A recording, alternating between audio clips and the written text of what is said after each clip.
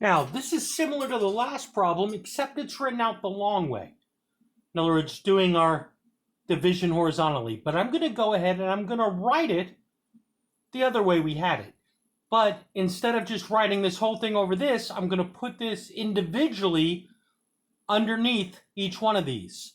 So I take my first term, x to the 6th, y to the 2nd, and I put it over what I'm dividing by, the negative x to the 3rd, y to the 2nd. Okay, then I take the second term, negative 7x to the 5th, y to the 3rd, and I put it over what I'm dividing by, the negative x to the 3rd, y to the 2nd, and then my last term plus x to the 4th, y over, once again, divided by negative x to the 3rd, y squared. Now, I'm going to go back and I'm going to simplify each one of these. Now, first term, positive divided by negative, my answer is going to end up being a negative. I have x to the 6th over x to the 3rd, so there's 3 extra x's up top. So I have x to the 3rd, y squared over y squared, they cancel each other out, so the y's are gone.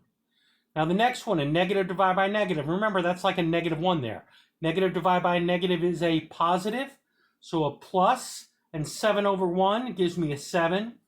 I have x to the 5th over x to the 3rd. Up top, I have 2 extra x's, so that's x squared. And then y to the 3rd over y squared, that cancels out 2 of those, so I have just a y.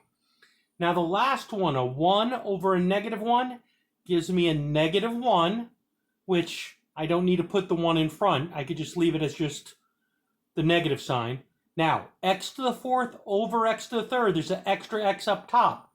So I'll leave the x there, but if we notice, this one's different, because in the bottom I have more y's. So that's going to leave my y in the denominator. So my final answer is negative x to the 3rd plus 7x squared times y minus x over y.